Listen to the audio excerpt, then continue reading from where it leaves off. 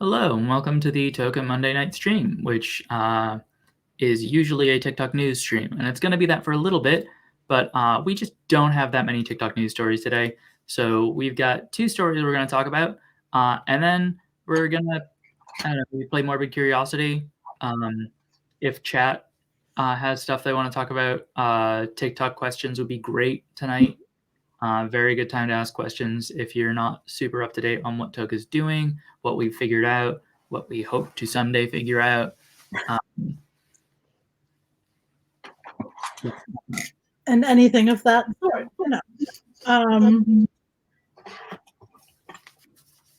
If you want to help us fund that research, because some of the research we do does cost money, you can support us at patreon.com/Toka. Dropping a link to that in chat right now. If Nightbot's working. Okay, Nightbot's working.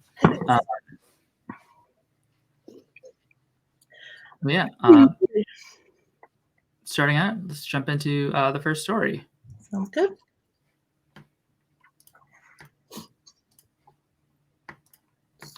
Black TikTok creators speak out following history event with Nicki Minaj.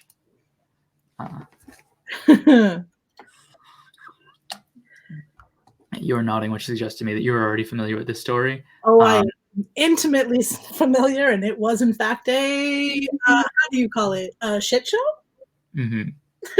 In case you missed it, TikTok held an event with Nicki Minaj for Black creators for Black History Month, and almost all of the guests that they let in were white. Earlier this week, Nicki Minaj partnered with TikTok to create a forum for her and Black creators to meet and celebrate Black History Month. However, the space was invaded by non-Black creators who were reportedly in the center of the conversation, reported BuzzFeed News. Black TikTok creators shared their frustration following the event, and Nicki vowed to have a redo to grant them back their space. Sorry, Mike, I think I interrupted you. Oh, no, it's fine. Yeah, this blew up in their face pretty big. The day after was a lot of like Black content creators having something to say, as rightfully they should, and a lot of the non-Black creators who were in that space waiting for their PR teams to give them direction. Yeah, some of them did that. Initially, some non-Black creators attempted to clap back and defend themselves, claiming they were Black by association or were entitled to be in the conversation because they value learning about Black history. Obviously, there was a disconnect. Black TikTok user Noah posted a video sharing his perspective of the situation, quoting from the email invitation he received. Reading the event was, kicking off Black History Month with an exclusive virtual TikTok creator meetup with the Queen herself. From Noah's TikTok, it's interesting to me that they're kicking off Black History Month, but after this Zoom, all the non-Black creators are very excited and all the Black creators are very upset. I'm part of TikTok's own Black TikTok, and we have a group chat together. So I know firsthand there were multiple people that did not get links or were unable to log in because the Zoom was so full. I believe they ended up fixing it a little bit. I was able to get in. I know some people couldn't. Those of us that could get into the Zoom, we were very interested to see that many of the creators were actually non-Black. Maybe that's not inherently wrong, but the majority of questions did go to non-Black creators. It's very ironic and frustrating to have a Black History Month event and not give a safe space to Black creators. Popular Black TikTok creator Nakoya made a video referencing the same concern. In response, a non-Black user defended his attendance on the grounds of Black history being for everyone to learn from and remember. We're not trying to gatekeep. It's a matter of reclaiming our space. Nakoya had a few choice words for him. From Nakoya's TikTok. I'm so happy that you have a choice, the choice to be interested in my culture. I'm so happy for you because as a Black woman, I don't have a chance to be interested in I don't have a choice to be interested in Black history. I live Black history. I am Black history. And since I feel like I should have downloaded these TikToks because it feels weird to be reading this. Since you're so interested in Black history, I hope you've done your research. Black people have constantly been silenced and white people have made the face of our movement. If you're so interested in Black people, wouldn't you think to yourself, oh, TikTok is holding a Black History Month event with Nicki Minaj and they're inviting all of these Black creators who are so excited to go. Maybe I should allow Black people to have this experience. Maybe I should give the privilege to a Black person during Black History Month. Another Black user, Quen Williams, responded to the same non-Black user using an analogy to Hispanic Heritage Month. She said if TikTok was holding an event to celebrate Hispanic heritage and invited Selena, for theoretical example, she would feel uncomfortable attending. I'd never want to take a seat from someone in the Latinx community, nor would I want to take up space by asking all the damn questions, because it's not my place and it's inconsiderate, Williams said. I side with Ms. Nicoya in that it was very strange to have a bunch of non-Black people on an event that was for Black History Month. Bryce Rabbits, I do see the comments in the TikTok live. I am paying more attention to the Twitch live comments just because that's where my attention is focused. You will definitely get a better experience of this stream if you jump over on the Twitch, because you will also be able to see the article we're reading and also the other person on the stream. Yeah, I'm cool. This whole story was kind of just indicative of how TikTok has handled marginalized communities as a whole, I feel like. Mm-hmm. Like, this did not surprise me at all. And then we also had some reports that there were Black creators who had in the past been involved in events like this who were not even sent an invite. Mm-hmm. Which is just... the whole centering of white creators in a Black History Month event is something that TikTok should have known not to do. Mm-hmm. And it shouldn't have had to come to Black creators needing to call them out on it. Like, that internally should have been handled. Mm-hmm. Bryce Rabbits in the TikTok live just said, need to set up a Twitch account. Do you need a Twitch account to watch a Twitch live? I don't think you needed to watch one. You might need it to comment, though. I do believe you need one to comment, but you should be able to jump over and watch the live. Just but also, like, the creators that were coming out saying that they were allies and that's why they were invited and deserved to be there. Like, did you think before you opened your mouth?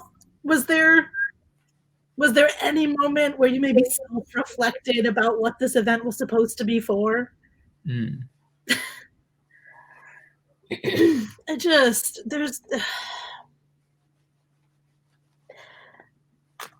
It's just such a common inability to reflect on one's own actions.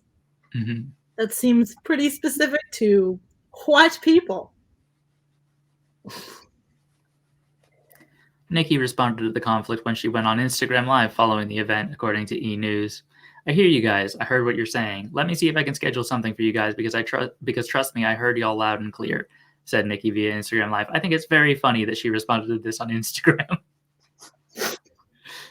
Right? There was a problem with TikTok, so I'm responding on a different social media platform that has a direct competitive technology and offering.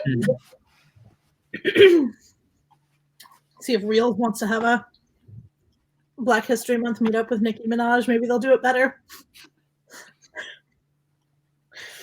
But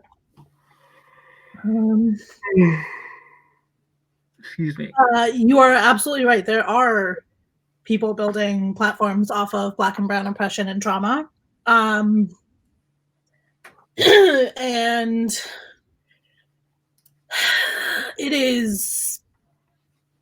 it's definitely frustrating to watch, and calling it out is important, but also sometimes feels like it's not enough, to be perfectly frank. But, yeah, I mean, I think the thing that a lot of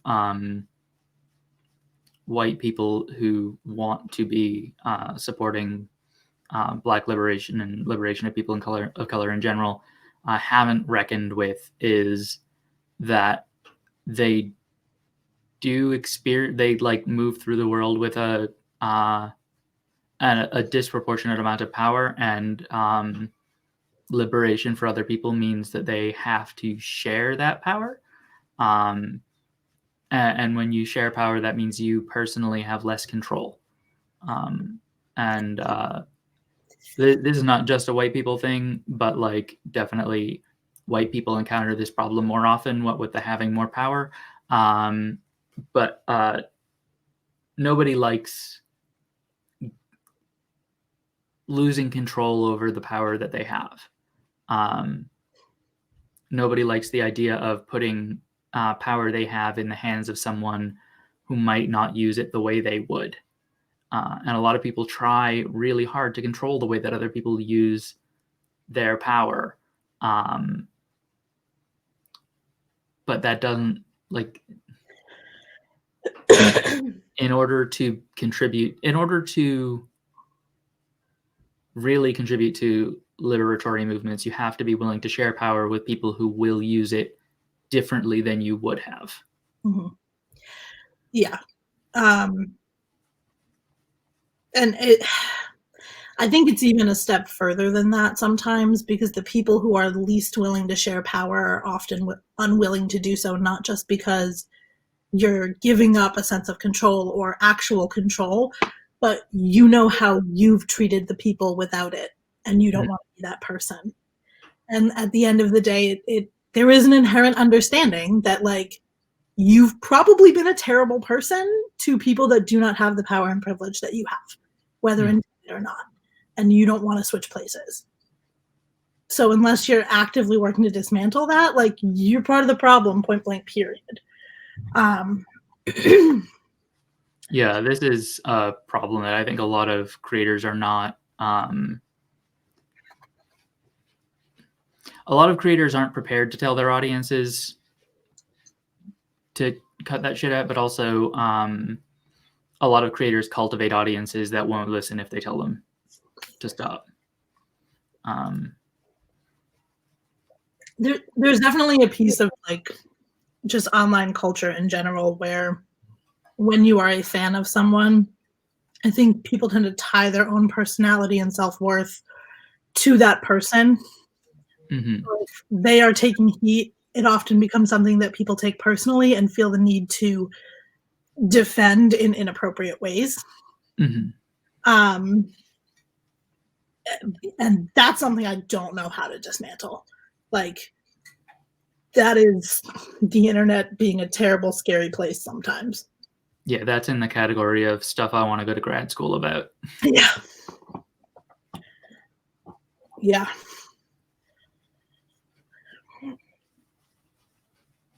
Hey, Royce Rabbits, you made it over. Well done. We figured it out. But I will say, in terms of kind of being able to give a bit of a platform to marginalized voices, we do have some talks at the end of the month that are going to be roundtables for specifically kind of community building. Tia, you want to talk a little bit more about that? Yeah, I'm dropping a link in chat right now. But we've got 4 talks to the last weekend of February and to the first weekend of March. They're I got an error on the message. That time it worked. They're they're panels of creators from marginalized communities on TikTok to talk about their experiences on the app in terms of their identity, in terms of their marginalization. And like, we want to talk about the good and the bad. Like, we're not just like, this is not just going to be a like 4 sessions of here's everything wrong with TikTok with respect to Black people, disabled people, fat people, and queer people. Thank you. A lot of good does come out of social media. A lot of good does come out of being able to build communities and connect with audiences. And we want to talk about that as well. One of the things we really want is that, like, TikTok has hosted a lot of events like this, like very much like this, like panels of creators from a particular marginalized community. And they consistently go really badly, like the Nicki Minaj thing did, because TikTok also isn't good at sharing power and doesn't like to put power in the hands of people who might use it differently than they would prefer. So we just want to create a space for people to have those conversations outside of TikTok's immediate supervision. And so we're partnering with Arizona State University, and those panels will be coming up at the end of the month. Very excited about them. And we will be promoting them a lot more real soon as we have Eventbrite links. Yeah, and the two that are happening this month are the Black creators and then the Disabled creators panel. So it'll be a nice time to kind of also just see what it's like to be able to build community online as someone who is within a marginalized space, which is important. And I'm going to be moderating the Disabled Creators panel, and fellow Toka mod Amelia Song will be moderating the Black Creators panel. Amelia is never on these live streams because Amelia live streams almost every day somewhere, and they're just too busy. Yeah, if you enjoy anything in that realm, you should follow Amelia and then also watch all of the lives that they do.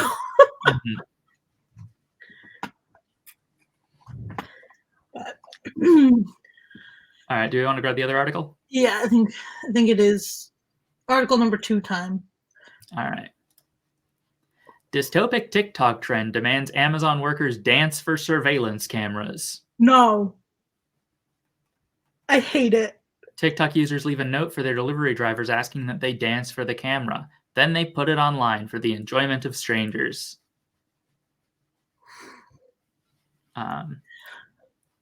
Millicent Clark, yeah, there will be a Q&A. The plan is like half an hour of panelists talking to each other and talking about stuff that, like the stuff that's just on our list, and then the latter half will be taking questions.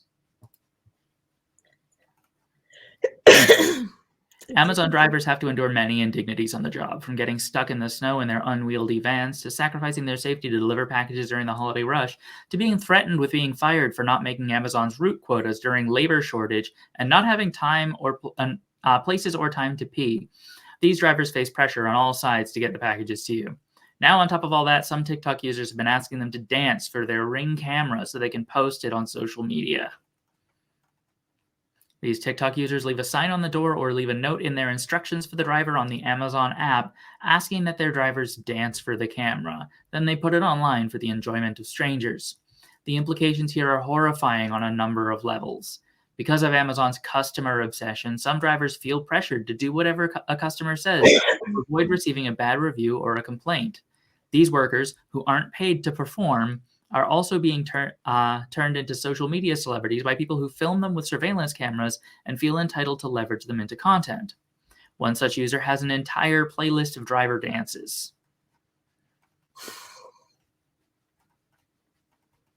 I hate this. I hate this so.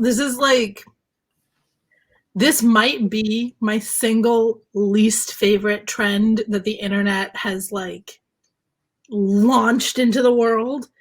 I understand the convenience of a Ring camera. I do. I understand wanting to be able to see who's at your door. Nobody there is consenting to be put online. Stop doing it. Just, it's unnecessary. Yeah, I feel like somebody should connect with those drivers and inform them on how to send a cease and desist. Right? It's just, especially because in this particular instance, there is such a power imbalance, right? Where drivers are not being paid to do this. This is not part of their job description. And their labor is then being put online. I'm thinking about how Cecilia got thousands of dollars out of that one dude who was using her videos in compilations, and wondering if Cecilia could write a form thing to put I don't want to ask Cecilia to do another thing, but I would love to give Amazon drivers the ability to make celebrity TikTokers pay them thousands of dollars for making them dance. I can ask Cecilia to send me what she sent for the cease and desist, and I can take a look at it and see if there's any way that we can change it to make it specific to drivers and people on Ring cameras. Bryce, yes, worse than the Berries and Cream revival. At least the Berries and Cream revival was like, that was more cursed. This is just like blatantly exploitative of people who are already having a tough time. This is dehumanization of the most beleaguered workers in our economy. Like, I hate this on the same level that I hate videos of people who are like making a show of doing good things for the unhoused. Like, those are people and you're treating them like a prop. Stop it. Amazon drivers told Motherboard that they do see these requests through the Amazon app and sometimes just ignore them. One driver in Wisconsin told Motherboard that a customer requested that they do the chicken dance through the app, but ignored it. I've seen them ask me to do a twirl or a dance. It's mostly Ring cameras. Every house has a Ring camera these days, a driver from upstate New York told Motherboard. I've only seen these requests in the app. If they said it in person, I would probably smack the shit out of them. Yeah, I've seen that and all kinds of other requests. A delivery company owner from the Midwest told Motherboard, technically, if the delivery associate doesn't follow the instructions, they can get dinged on their metrics for not doing so. A delivery company owner letting us know that, yeah, he does put that on people's metrics. Like, dancing for the customers. Like, that's not what you got hired for. Like, it's giving me organ grinder monkey. Watching these videos is disturbing, even when the drivers seem to be enjoying themselves. Ring cameras in and of themselves are dangerous products that civil rights and advocacy groups have asked the FTC to ban. Seeing them used to create content for TikTok is not much different from the other ways that these cameras can enforce a surveillance state, turning real human beings, ones who endure precarious conditions in order to make enough money to live, into content is dehumanizing. It's still a panopticon even if you're dancing. Still, some Amazon drivers say they have other stuff to worry about. There's way more shit that's a problem than that stuff, the driver in upstate New York told Motherboard. My side view mirror has been broken for the past 6 months. On the highway, I don't have a passenger mirror.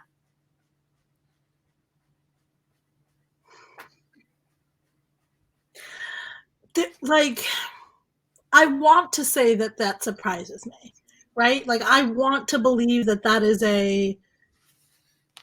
something that happens few and far between, but I fucking know better. Like, stop making your delivery drivers' jobs harder than they already are, kids. Just stop it. Also, like, learn what people's jobs are and don't ask them to do things that are not that job. Yeah. Like, the only time that I've ever seen one of those Ring camera things where I've been like, all right, that's kind of cute, is when they leave out, like, take some snacks and water. Because, like, that I'm like, all right, cool. Like, yeah. Awesome. You're actually treating people like people. But even then, like, did you need to post it online? Is it that whole my good deed doesn't count unless everyone knows I did it? I mean, I think there's an argument to be made that putting that kind of stuff online does make other people more likely to do it, which would be nice. But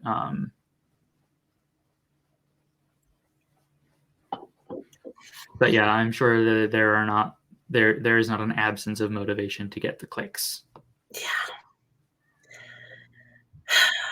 It's just, I don't know. I mean, I guess in the world of doing good, does your reason for doing good really matter if it still puts a net positive in the world? Yeah, no, I mean, I think that it obviously doesn't. But I can still think you're a shitty human about it. It's also, like, legitimately, I think, a matter open to debate whether it puts more good than bad into the world to make content out of your attempts at good deeds for service workers.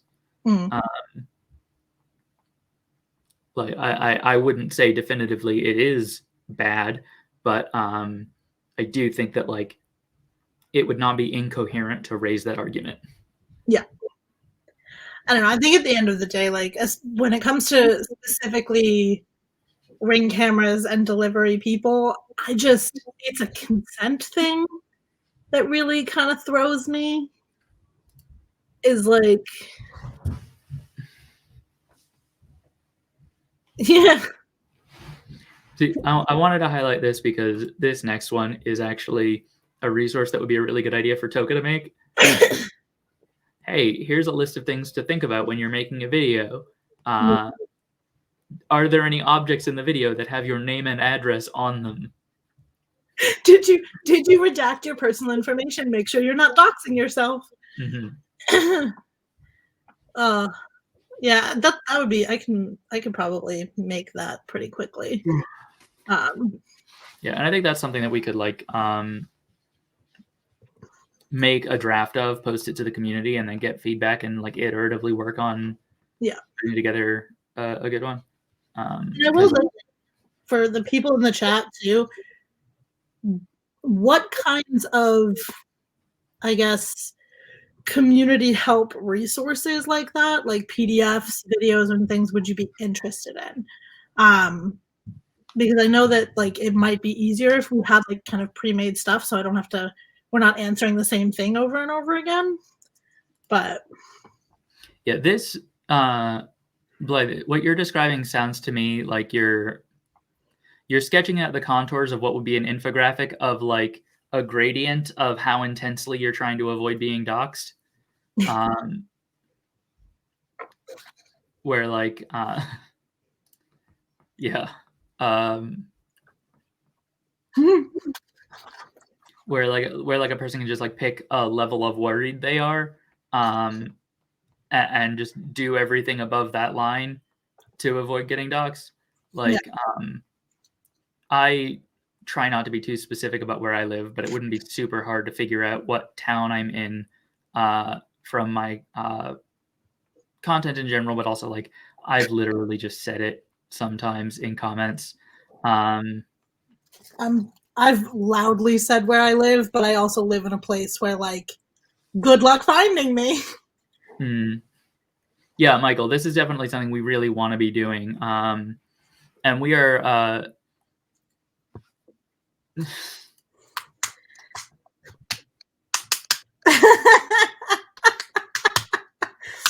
for context, Blythe and I are friends.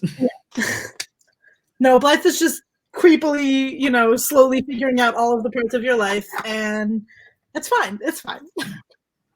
No, but Michael, we have discussed making kind of more evergreen resources that can just live there. That way they're, helpful year round, not just when things break. But I think that's why it would also be interesting to know what resources the community is interested in. Like what things do we need to create resources around? Because I can think of about 620, but I only have the spoons to make like 6. Yeah, and we've been talking for weeks about changing the what's it called, validation and reassurance channel to the resource request channel. Yes.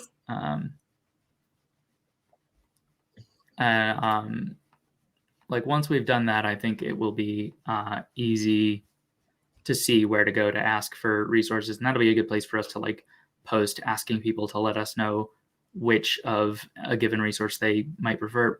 Bryce, thank you for coming. Have a good night.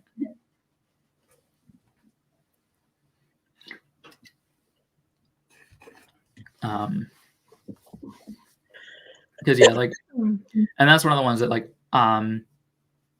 on the other side of the coin from the decision to make TikTok Salt Chat an opt-in channel,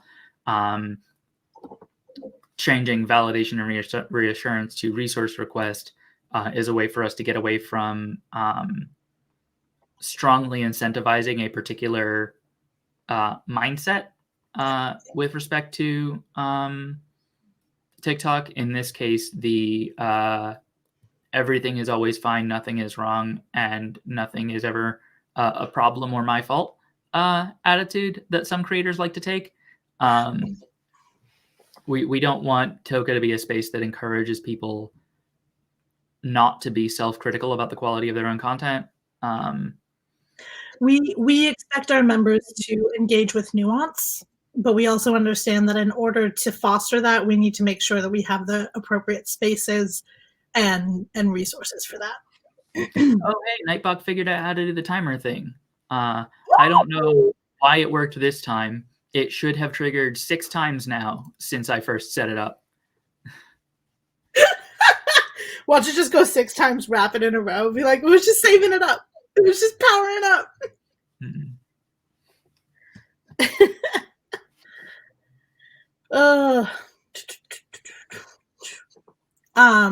But yeah, so that's kind of. Do we have another? No, that's everything. All of the articles. So since that's all we have for articles, as if everybody wants to, we can talk about death and stuff. Yeah, it can be more right now. Let's talk about death and stuff, and also we will be keeping a close eye on chat for questions about TikTok, stuff that we can be talking about in terms of like what Toka does, what we know. Definitely would love to stay on that topic, but also like if there are not enough questions to fill the next half hour, I am also down for talking about death. That's always fun. You know me, I've always got death right on hand, just in case. Always prepared. Let's see. Oh, do you have thoughts about embalming? And do you care if your body is embalmed? I would prefer not to be embalmed, but to my knowledge, I believe that's not really legal in the U.S. anymore. It makes me sad. Embalming seems dumb to me. It's, if I recall correctly, it was invented during the Civil War as a way to profiteer off dead soldiers. Great.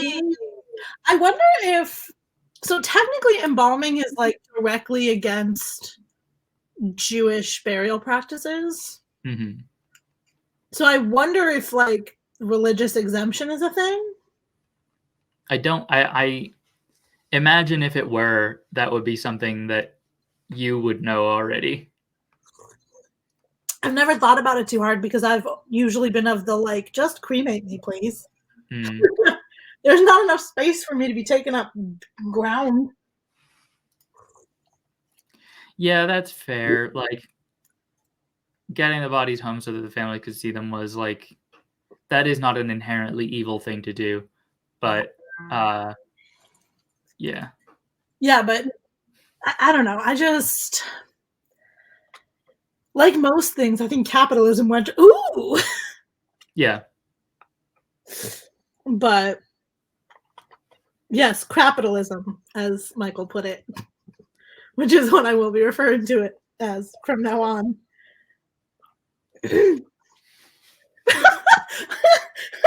Michael.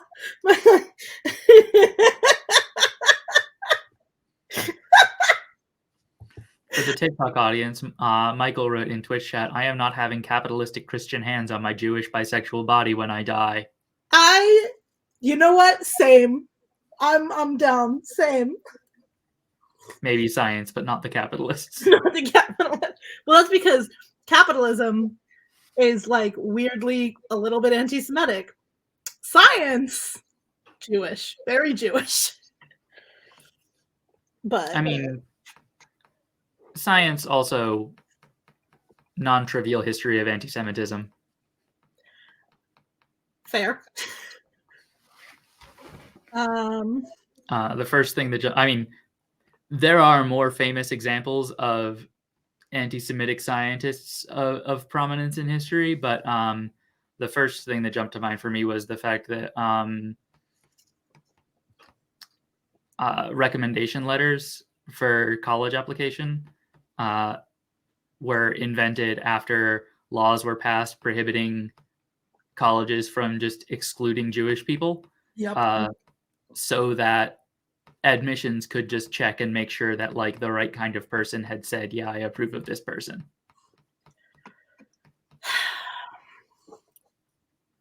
Such is life. Mm-hmm. Have you ever been impacted by the death of someone famous?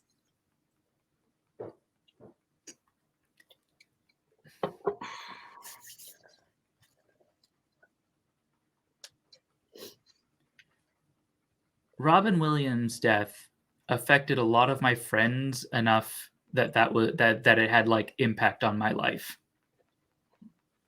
That's fair. I think same with Prince and Freddie Mercury. That's fair. Or sorry, not Freddie Mercury. Freddie Mercury's been dead for ages. David Bowie. Mm. Yeah. It's weird for me because, like, most recently, like, Meatloaf was a weird one for me because as a person, he's kind of garbage. But as a musician, like, that was the soundtrack of my, like, very young life. Mm-hmm. And Paradise by the Dashboard Lights is, like, quintessential to so many experiences in my life. So that one hit a little weird for me recently. And then in high school, I was obsessed with Betty Page because I am who I am as a person, and I accept that I am flawed. So when Betty Page died, I was also a very sad panda because I felt like, who do I look to now? Yeah, no, I think that there are people whose deaths will affect me, and it's the people who I haven't really let go of the idea. Maybe we could be friends. Yeah. Like, and so that's going to be people like in the same industry as me to some extent. Like, if Neil Gaiman dies, yes, like that's somebody who okay, Terry Pratchett is a good example. Like Terry Pratchett, I wasn't like super affected, but it definitely like has resonated in my life, the absence of Terry Pratchett as a person in the world. Mm-hmm. I mean, I would argue Stan Lee dying was a big one for me too, as like a comic book nerd. I missed the name you said. Stan Lee. Yeah. Again, but I think the dying part was more that I had to like sit there and reconcile with the fact that Stan Lee was an incredibly flawed human, who was a pillar of many of the communities that I belong to. So, but I don't think I've ever read a Terry Pratchett book. I have many recommendations if you'd like one. I would love recommendations because lately I've been reading a lot of trash. My absolute number one first place recommendation in general for Terry Pratchett is Going Postal. Okay. It's about a con man who is arrested and then sentenced to rehabilitate the city's postal service. I'm in. I'm already in the concept. Knowing that you are a journalist, I also would recommend The Truth, which is about the invention of the printing press in Ankh-Morpork. Ankh-Morpork is the city in which many of the Discworld books take place. Okay. I will have to add those to my reading list then, because I do need like actual good books and not just like. Yeah. No, the Discworld books hit this really beautiful tone of like incredible optimism about humanity while also being like really on the nose about just how garbage humanity can be. My favorite. Like the city of Ankh-Morpork is run by a benevolent dictator, Lord Vetinari, and there's a bit in one of the books where somebody's commenting on how much better the city is under Vetinari than previous less benevolent dictators. And somebody's like asking, well, how much could it really have improved? And somebody responds, well, sometimes, like, well, you know how like you walk down the street sometimes? Like sometimes when you do that, you don't get robbed.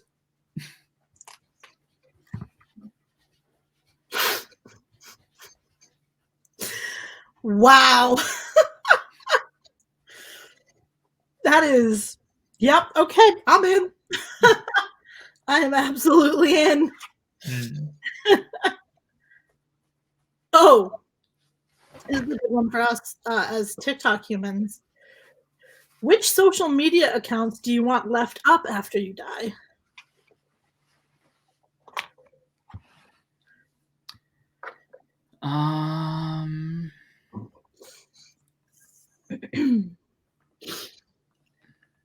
Like, part of me is of the just burn it all down. And Yeah. part of me is the, I don't know, just leave it up. Absolutely not. My Tumblr stays up. My Tumblr will be the cockroach upon this world. Yeah. I have several Google accounts for different purposes. And one of them, like the main one, the one that like all of my password resets go to, has a dead man switch on it. So if I don't interact with it for 3 months, what happens is it sends an email to my parents that tells them I love them, explains that I don't know where I went and I'm sorry I'm gone. I am either missing or dead at that point. And gives them access to that Google account. And then there's another Google account that after 2 months fully deletes itself. 0% of what you just said surprises me in any way about you. Like, I would be upset if you told me you didn't have this kind of protocol in place. Listen, there are some accounts that my parents don't need to find when they're going through my digital estate. Listen, I recently and frequently talk with my roommate about how, should I inevitably just cease to exist or disappear for too long, I expect him to destroy all evidence of my online existence. Like, delete my history and make me never have been here.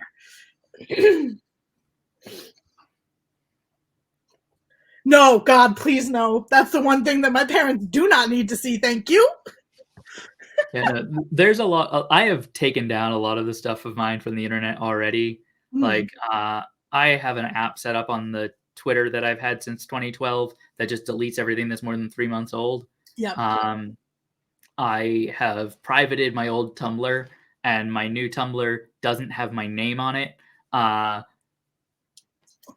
blog I kept every day from like 2018 to 2020, or from like 2008 to like 2015, shifted a decade by mistake. Is just like entirely in a unlinked, unreachable page on my Squarespace site. And like what I want by the time I die, should such a thing happen, is to be famous enough that a university wants to take my papers, so that I can just have an archivist whose job is to decide whether other people get to see any given thing about me. I love it. You know what? Count me in on helping you get famous so that this can happen for you. Because like I've got a lot of notes in my notes app that I wrote high that are like started to be like a discussion of something that's like going on in my head, and then turn into an angry rant about the hypothetical future historian reading this and the potential misinterpretations they might bring to it. First of all, I love that for you. Secondly, why do you do this to you? Why? Meanwhile, I'm over here just like, please don't let my parents like read the embarrassing stuff. You know where the embarrassing stuff is. Michael, I don't know whether anyone else here gets that, but I appreciate this joke.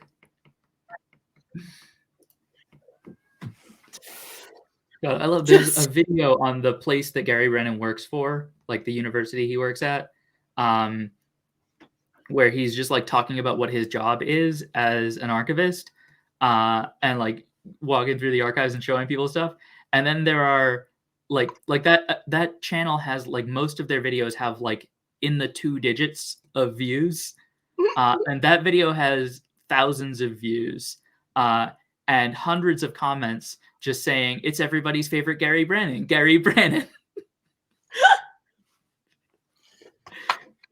Oh God. Michael, I'm not going to pull it up right now, but I'm pretty sure you could find it if you just search for like Gary Brennan archivist. Right? It'll be the first thing.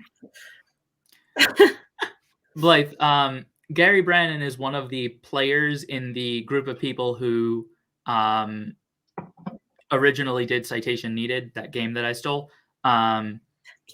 They've each got like when Tom Scott, the host of all those shows, introduces them, he's got like a standard introduction for each person. He reads books, it's Chris Joel, everybody's favorite Gary Brannon, and the bounciest man on the internet, Matt Smith. The bounciest man on the internet? Yes. Listen, I might need to update my intro. Matt Gray, thank you. I don't know. I said Matt Smith. Oh, did you? I didn't even catch that. I was so focused on the bouncing. Yeah. Yeah, the thing I really like about the fact that the last one, because it's always that order too, and the last one every time is Matt Gray, which is why I really like it when Cecilia can make it to the Citation Needed, because then I get to end on Cecilia Gray. Which is just a tiny little joke for only me. Love it when you have jokes just for me. Just a personal laugh. You are correct. Matt Smith is quite bouncy. I would argue not as bouncy as Matt Gray. Yeah, but in comparison to the other doctors, perhaps the bounciest. I have not seen old Doctor Who, so I wouldn't commit to that position, but it does sound plausible. I mean, the fourth Doctor could potentially give him a run for his money on bouncy, but the placeholder sound is I think all of our favorites, because it's so stupid and I love it so much. I fully don't remember what it sounds like because it doesn't play on my end when I hit the button. Just like the spinning monkeys sound with the sound as a placeholder. It's and I like when you hit it and it's not the sound you mean to hit. That's the other part that I like. I feel like a couple times you got, like last time we played, you guys thought that I meant the points button a couple times when no, I was awarding special bonus, the special prize for particularly good answers. Yes. But let's see. Oh, okay. What is the most surprising or unexpected thing that you've experienced at a funeral? Finding out that my cousin, who I used to be really good friends with, had become a raging libertarian.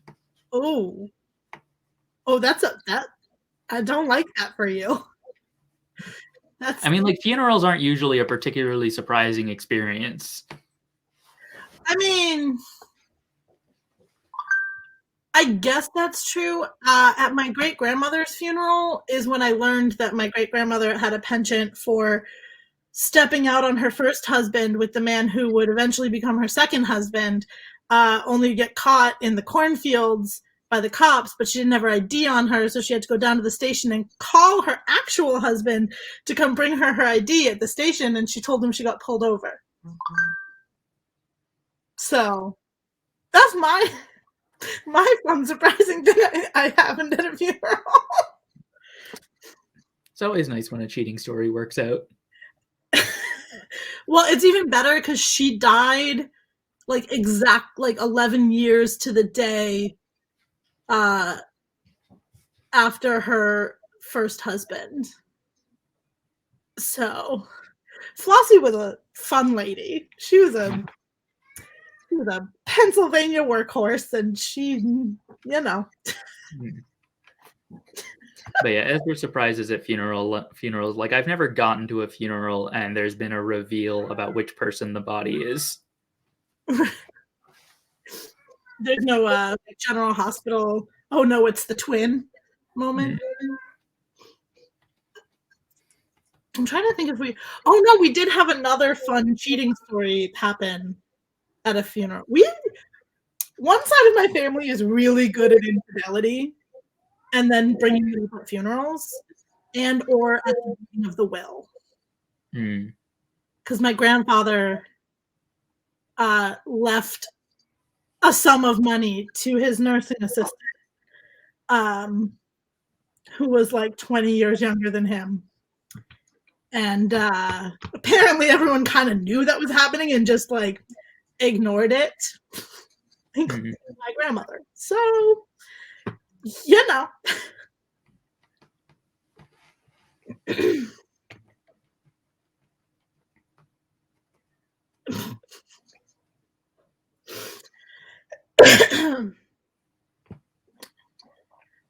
Let's see. Are funerals and memorials for the dead or the living? And would you go against the wishes of the deceased to tend to the needs of those left behind?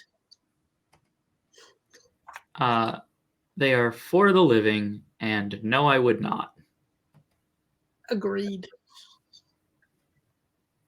Like, you can tend to the needs of those left behind in addition to executing on the instructions of the will. Yes. But like, I know how mad I would be if people disobeyed my funerary instructions. I'm just saying that if I go and whoever's in charge of my funeral situation does not turn it into an escape room experience for all those who attend, I will come back as a ghost, regardless of if those exist, and haunt their ass. See, I intend, and we've talked about this a number of times before, I intend to plan my funeral in advance in detail. Yeah. And pre-record commentary. To me, it just sounds very Clue. It's very like they left a video documentary before Oh, I should definitely have like a line that says, "You've been gathered in this room because one of you killed me." Yes. Just kidding. I hope. See, now I like the idea of like, what if I just film myself roasting everybody that would likely show up at my funeral? So I can go out being the mean person that I've always said I am. Oh, that would be such a sad funeral for nobody to show up to. Just me. I'm imagining like those stories of like, you know that like anecdote about the dude who goes to a funeral just because he's walking by and there's no one else there, and then the dude was a billionaire or something who willed his whole estate to be divided among the people who actually bothered to show up for his funeral. Right? Oh. I feel like it would be a lot like that would be the vibe of that funeral. It's just like a groundskeeper and a passerby watching a video of you just tearing into everybody you thought loved you enough to show up. Just being like, listen, I know you all love me, but you're all terrible people. And now I'm going to tell you each individually why you suck. I don't know why my first instinct is to be like, how can I be extra mean after I'm dead?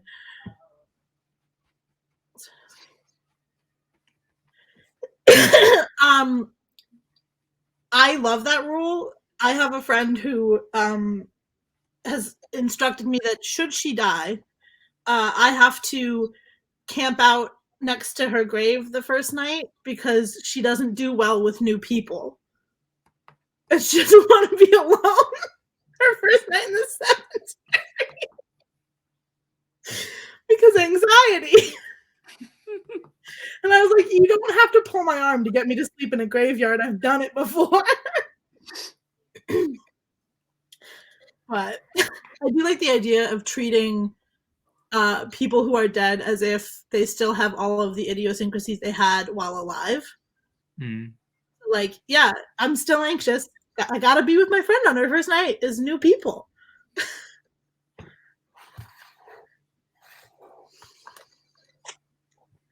But although, as far as people's requests, there was a time where I thought I was going to have to deny my father's burial requests because he did want to be cremated and then have his ashes put into a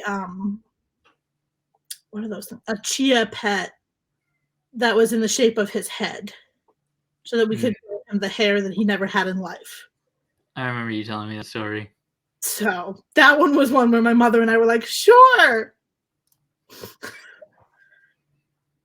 Clutch Save, excellent comment. When I die, I hope I don't get shitty tomb mates. That's always been like.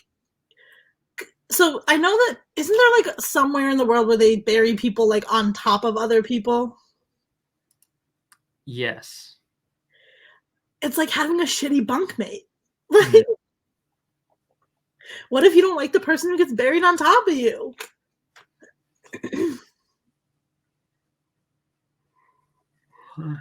Let's see. Cremated ashes are referred to as A, mortuary ashes, B, cremations, C, Hades dust, or D, cremains. Cremains. I think it's cremains. It is cremains, Mm. which, to be fair, I think is probably the most fun option if you're going to be slamming some words together. Mm-hmm. So, Hades dust just sounds like a funky new designer drug. Hades dust sounds like a designer drug in a video game. Yeah, or on Riverdale, because they did have a drug on Riverdale called Jingle Jangle, and I could not. And the delivery system was pixie sticks.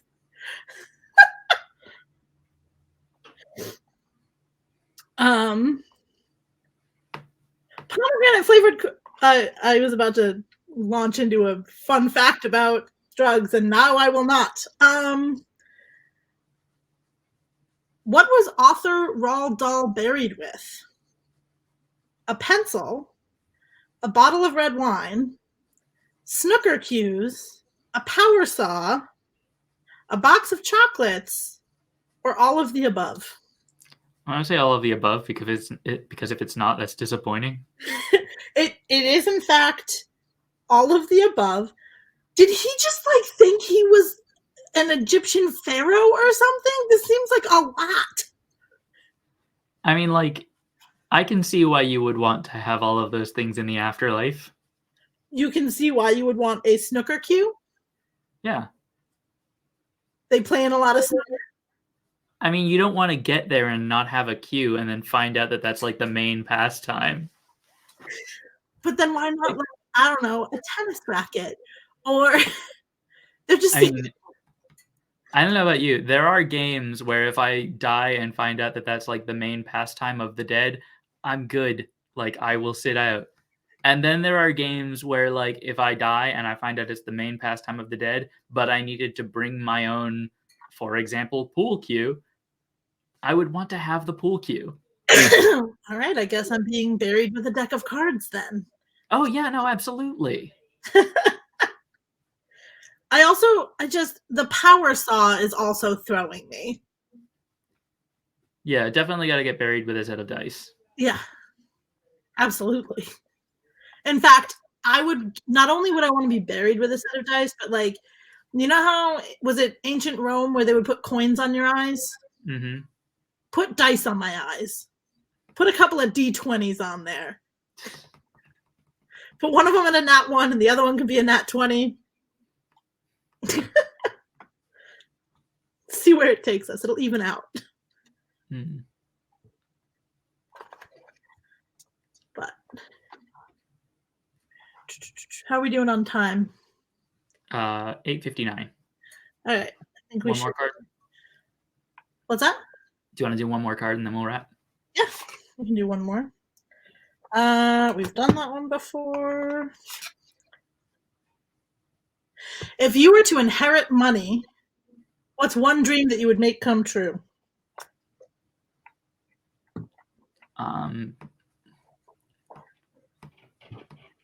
Plausibly speaking, imagining the amount of money I could realistically inherit given my family paying rent more than a month in advance. How sad is it that my immediate thought was a down payment on a house? I'm like, yeah, no, if I came into like some money, stability would be great.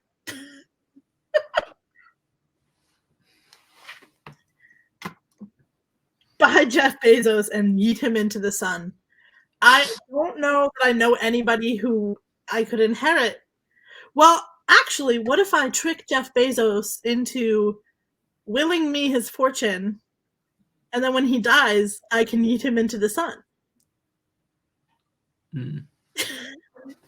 Good call. Thank you, Nightbot. You can support us on Toka by joining us on Patreon at patreon.com/Toka, where your support helps us invest in platform research and pay the creators who do work for Toka. You can also sign up for our Discord at link. If you're over 18 and you have at least 1,000 followers on TikTok, you're eligible for membership with Comrade, which gives you access to the creator-only community spaces. Yes. That's everything we got for tonight, including 2 articles, some discussion about the server and about what Toka's doing, and about a half an hour of death cards. Always Have a ready good to talk about everybody. it. Have a good night. I am going out on TikTok Live first so that you can't do that fucking joke again.